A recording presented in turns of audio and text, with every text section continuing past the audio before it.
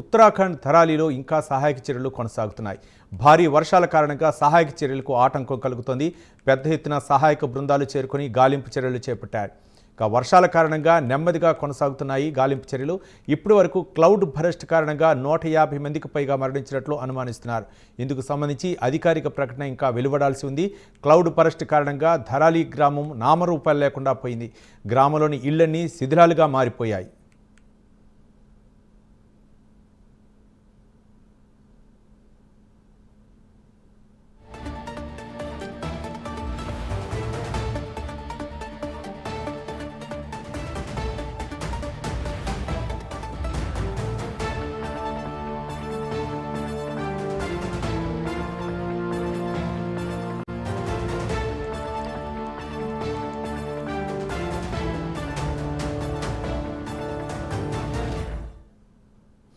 ఉత్తరాఖండ్లో ధరాలిలో ఇంకా సహాయక చర్యలు కొనసాగుతున్నాయి. భారీ వర్షాల కారణంగా సహాయక చర్యలకు ఆటంకం కలుగుతుంది.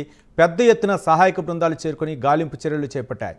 వర్షాల కారణంగా నెమ్మదిగా గాలింపు చర్యలు కొనసాగుతున్నాయి. ఇప్పటి వరకు క్లౌడ్ బరస్ట్ కారణంగా 150 మందికి పైగా మరణించినట్లు అనుమానిస్తున్నారు. ఇందుకు సంబంధించి అధికారిక ప్రకటన ఇంకా వెలువడాల్సి ఉంది. క్లౌడ్ బరస్ట్ కారణంగా ధరాలి గ్రామం నామరూపాలు లేకుండా పోయింది.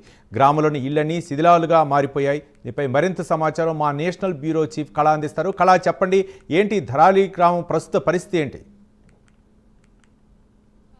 రవి, దాదాపు మనం ఇప్పుడు ప్రస్తుతం ఏదైతే ధరాలి నుంచి అక్కడి నుంచి ఎవరైతే అంటే కొంతమంది ఎవరైతే క్యాజువాలిటీ పర్సన్స్ని ఇక్కడ తీసుకొని వస్తున్నారు, ఇప్పుడు మనం ప్రస్తుతం ఏదైతే ఉందో ఐటీబీపీకి సంబంధించినటువంటి గ్రౌండ్ ఇక్కడ స్పెషల్గా కూడా ఒకటి వాళ్ళ కొరకు ఎవరైతే క్షతగాతులను ఇక్కడికి తీసుకొని వచ్చి వాళ్ళకి కావాల్సినటువంటి ఫెసిలిటీస్ అంతా కూడా ఏర్పాటు చేసింది. అయితే ముఖ్యంగా ధరాలి నుంచి వచ్చేటటువంటి వాళ్ళు అనుకోవచ్చు, ధరాలిలో వాళ్ళ ఫ్యామిలీ మెంబర్స్ అంతా కూడా చిక్కుకున్నారు. ఆ విషయాన్ని తెలుసుకుని ఇతర ప్రాంతాల నుంచి కూడా వచ్చి వీళ్ళని కనెక్ట్ అవుతున్నటువంటి సిచ్యువేషన్స్ ఇక్కడ మన ఎదురుగా ఉన్నటువంటి ఎవరైతే అందరూ ఇక్కడ ఉన్నటువంటి పర్సన్స్ అందరూ కూడా ఇప్పుడు ధరాలి వైపుకు వెళ్లేందుకు కూడా అందరూ కూడా రెడీ అవుతున్నారు. అయితే దీనికి సంబంధించినటువంటిది ఇక్కడ ప్రభుత్వం మాత్రము ఇక్కడ ప్రత్యేకమైనటువంటి హెలికాప్టర్స్ను కూడా ఏర్పాటు చేసింది. దాదాపు 8 హెలికాప్టర్స్ను ప్రత్యేకంగా, అంటే కేవలము ఈ ఎవరైతే అక్కడ ఉన్నటువంటి క్యాజువాలిటీ వాళ్ళని ఇక్కడికి తీసుకురావడానికి, తర్వాత ఇక్కడ ఉండేటటువంటి వాళ్ళకు ఏదైనా కొంత ఎమర్జెన్సీ అన్నటువంటి వాళ్ళకు మాత్రమే తీసుకుని వెళ్తుంది. కానీ దాదాపు 4 రోజుల నుంచి కూడా ఇక్కడ చాలా వర్షాలు పడుతున్నాయి ప్రస్తుతము. కానీ ఈ రోజు కొంత మనకు అంటే వాతావరణం కొంత అనుకూలించడంతో అక్కడ అంటే అక్కడికి వెళ్ళడానికి కూడా కొంత ఫ్లైట్స్ వెళ్ళేటటువంటి మూమెంట్ మనం చూస్తున్నాము. కానీ ఇప్పటి వరకు కూడా అక్కడ ఏదైతే మనకు అంటే మట్వాడ అన్నటువంటిది ఏదైతే మనకు ఒకటి బ్రిడ్జ్ కూలిపోవడంతో అక్కడికి వెళ్ళడానికి కూడా నడక మార్గంకి వెళ్ళడానికి కూడా ఎలాంటి ఫెసిలిటీ లేదు. మరొకటి గంగ్వాని అన్నటువంటిది కూడా దాదాపు 3 రోజుల నుంచి కూడా ఆ బ్రిడ్జిని కూడా ఏర్పాటు చేశారు. కానీ నిన్న ఎడతెరిపి లేకుండా వర్షాలు కురుస్తున్నాయి. అయితే రాత్రి 10:30 సమయంలో గంగ్వాని అన్నటువంటి ఏదైతే బ్రిడ్జ్ ఉందో అది కూడా వరదల్లో కొట్టుకొని పోయింది. మరి ఆ కనెక్టివిటీ కూడా పోయింది. కానీ అసలు ఇక్కడ ఆర్మీ అంటే మనం చూస్తున్నాము వాళ్ళని తీసుకొని వెళ్తున్నటువంటి అయితే ప్రతి ఒక్కరిని కూడా అక్కడి నుంచి ఇక్కడికి, ఇక్కడి నుంచి అక్కడికి ఎవరైతే ఉన్నారో వాళ్ళందరినీ కూడా తీసుకొని వస్తున్నటువంటి ఇక్కడ ఏర్పాటు మాత్రం చేసింది. అయితే రాత్రి ఎడతెరిపి వర్షాలు కురవడంతో రాత్రి మరొక ఏదైతే బ్రిడ్జ్ ఉందో అది కూడా కొట్టుకొని పోయింది. అయితే ఖచ్చితంగా దీనికి మరొక 2 రోజుల్లో మాత్రం పునర్నిర్మాణం చేస్తామంటూ కూడా ఒకవైపు చెప్తున్నారు. అయితే ఇక్కడ చాలా మంది ఇక్కడ మనం చూడొచ్చు, వీళ్ళకి సంబంధించినటువంటి ఎవరైతే ఉన్నారో అంటే వాళ్ళకి తెలిసినటువంటి బంధువులు కానీ ఇతర ప్రాంతాల నుంచి వచ్చినటువంటి వాళ్ళందరూ కూడా వచ్చి ఇక్కడ అడుగుతున్నారు, మేము మా వాళ్ళని అంటే మా వాళ్ళు ఎలా ఉన్నారో తెలుసుకోవాలనేటువంటి మా ప్రయత్నం అంటే కూడా చాలా మంది ఇక్కడికి రావడం జరిగింది. అయితే అందరూ కూడా ఇక్కడ వచ్చి ఆఫీసర్స్ అందరినీ కూడా రిక్వెస్ట్ చేస్తున్నారు, మమ్మల్ని తీసుకెళ్ళండి అంటూ కూడా.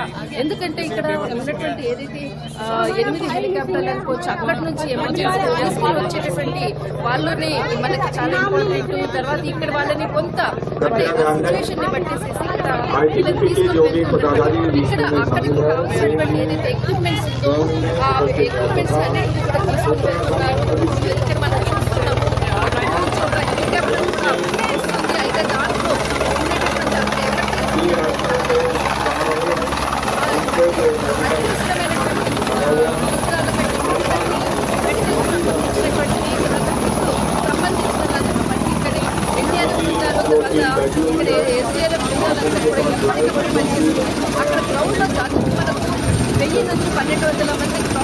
వర్క్ చేస్తున్నారు. కానీ ఇప్పుడే కొద్దిసేపు క్రితమే జమ్మూ కాశ్మీర్ నుంచి వచ్చినటువంటి అంటే కొంతమంది యాత్రికులు అనుకోవచ్చు, కొంతమంది అక్కడికి వెళ్ళారు అనేటువంటి సమాచారం వచ్చింది.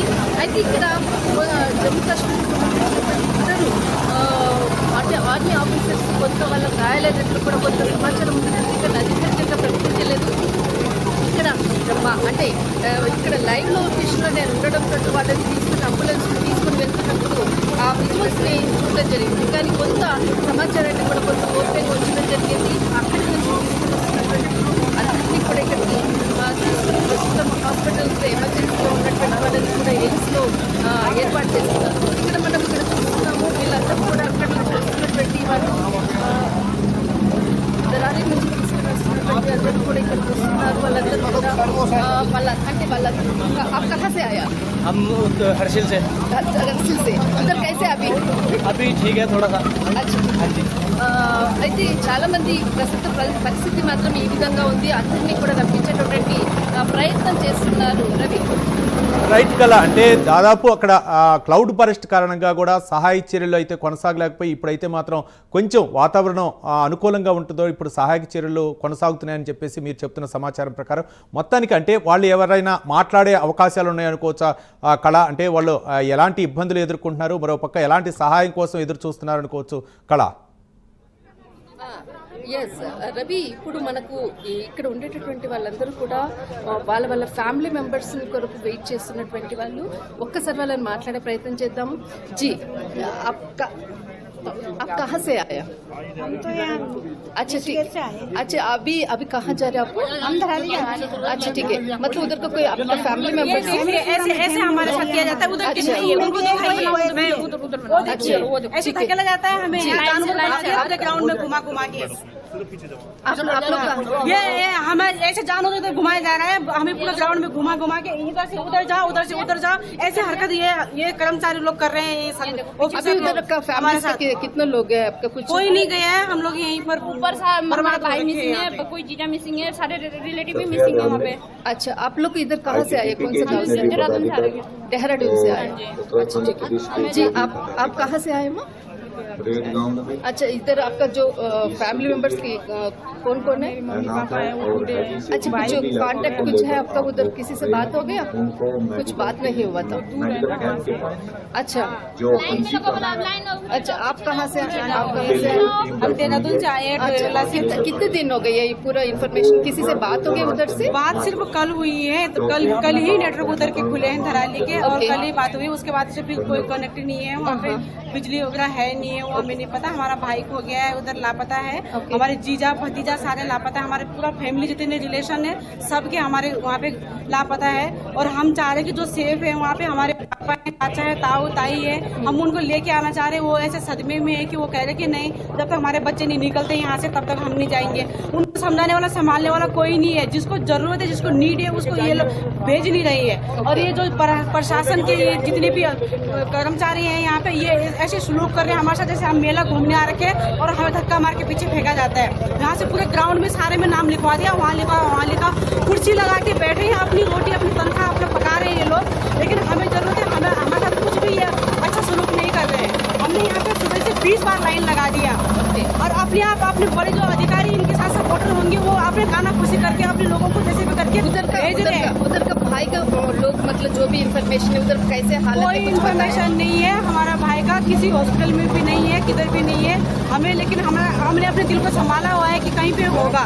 लेकिन वहाँ पे कंफर्मेशन ये कह रहे हैं कि जहाँ पे वो लोग थे वो तो पूरी तरह से 50 फुट मालूम में दब चुके हैं, ऐसे कह रहे। ऐसे करके हम अपने दिल को ऐसे संतावना दे रहे कि क्या पता हमें मिल जाए।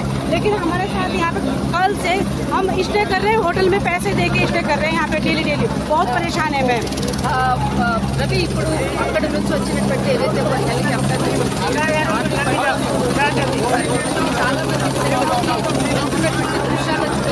అందరూ కూడా అంటే ఎవరికైతే ఎమర్జెన్సీ ఉందో వాళ్ళని తీసుకెళ్ళేటటువంటి పరిస్థితి. అయితే అక్కడ నుంచి ఏదైతే